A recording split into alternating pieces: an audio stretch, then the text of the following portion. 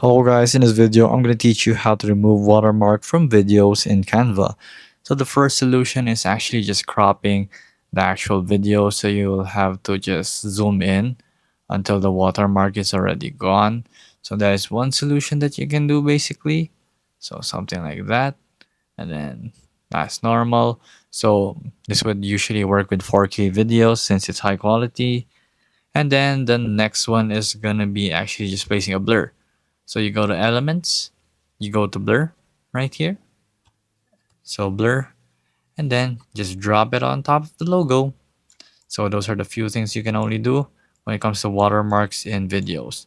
So some AI can actually remove the watermarks, but sometimes it's not going to be accurate throughout the video. So I would recommend just sticking to these two solutions for temporary solutions. So there you go guys, that is how you actually just remove watermarks from videos in Canva, and thank you.